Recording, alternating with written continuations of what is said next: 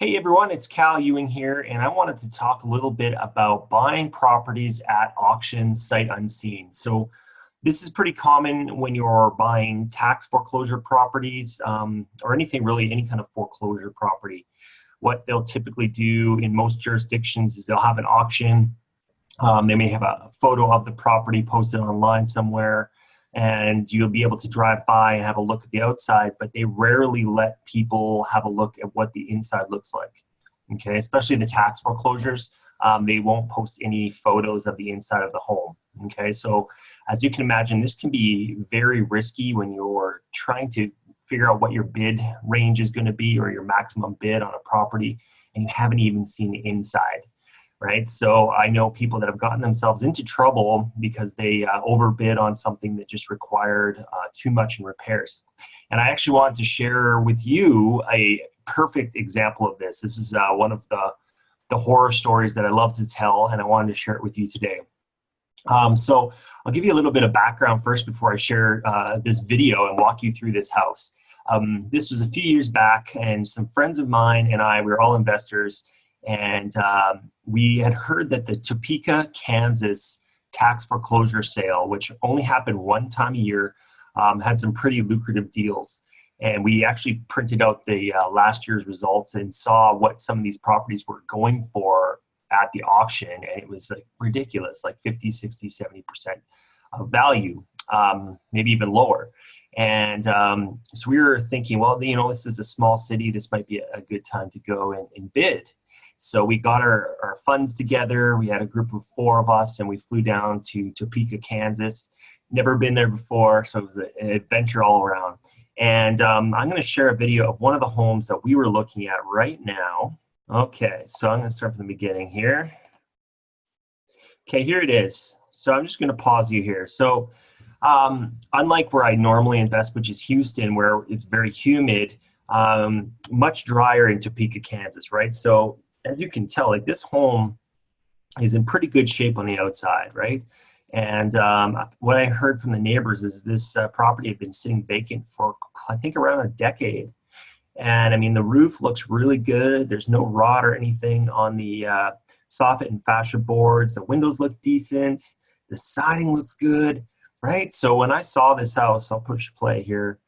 I saw this house from the outside, and I was like, okay, this is definitely a home that I want to bid on at this auction. Like, you know, based on the outside, how bad could the inside possibly be, right? Well, I was wrong. So that's a view of the outside. And so I got there. I shot that video the day before the rest of my friends got there. So the next day I took them to this property again, and my partner Chris was like, yeah, but we got to look inside and just see what we can see, because there's no way we should bid without at least being able to see through the windows. And which I agreed. It's, you know, you need to at least look through a window. If not, knock on the door if someone's home and lives there, just to get a glimpse, you know, and try and see what the condition of the property is behind them. And the rule I always use is that if one room is well kept so that you can see, chances are the rest of the house is in good shape. Whereas if one room is in awful condition, probably the rest of the house is in awful condition, right? So that's kind of the rule that we go on. All right, so I'm going to share with you a different video now. Okay, so I'm going to share with you now a video of the inside. And before I press play, what we ended up doing is we saw that there was an attic hatch at the top of the home, like mainly like a vent, right? An attic vent. And so we hoisted up, my partner Chris, we hoisted him up, pushed him up, and he actually crawled through the broken attic hatch and got in and lowered the stairs, the attic stairs. It was one of those automatic lowering attic stairs systems. And I want to stop and say that I don't recommend that you break into homes when you're considering buying them. Obviously, that is trespassing. But I do want to say that you need to get some kind of idea, and I want to reinforce this, some kind of idea what the inside looks like. And if the home is vacant, sometimes you got to take the risk, because you're risking a ton of money when you're buying these homes, right? You're having to pay cash for these auction properties, either your own or someone else's. And if you get it wrong, there's a lot at stake. Okay, so I actually talked to a police officer about this, and I told him, you know, we buy at the auction And if you were to see this, what would happen? Like, would we get arrested? And they basically said, like, unless someone complains, you're probably good. So I know this is a gray area, and I don't want to condone what we did, but it shows a good point and a lesson that can be learned about buying sight unseen. Okay, so that's all I'm going to say about that. But here's the home. So the kitchen is okay, but look at the rest of this house. So there must have been a pipe that burst in this home at some point, and water must have leaked all over the place and rotted out the floors, because it literally looked like there was some kind of black hole or something that opened up in the middle of this home that led to like some other dimension or some crazy thing. It was insane what was inside. So you can see the floor, like the dirt underneath the home. And it caved in from the weight of the fridge and the couch. Completely collapsed the flooring. So we are having to like inch along the walls so we didn't fall in ourselves. And look at all the mold in the ceiling. So that's the other risk if you go in. I mean, this is incredibly dangerous, and I'm not as brave as Chris was, who filmed this. He walked along here. But you can just see this house inside is a disaster, and I don't even know what it would cost to get it back to good. There's a bathroom. It was okay. But we were originally thinking, maybe 20,000 might take to get this house into top of market condition based on the outside. But look at it's just horrendous. There's the attic stairs we came in on.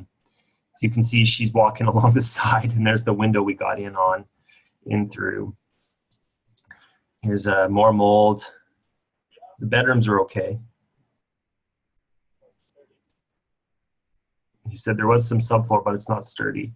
And look at this sad looking ceiling fan. This poor house has been through a lot. So sad looking. More mold.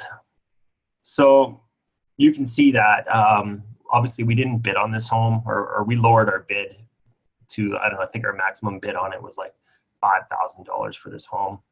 And the sad part is when we went to the auction, I'm going to stop sharing so I can talk to you guys.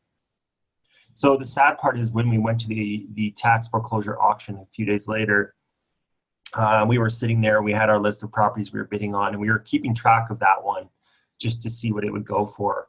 And a woman did end up buying it, an elder, like not elderly, but up in years, 60s.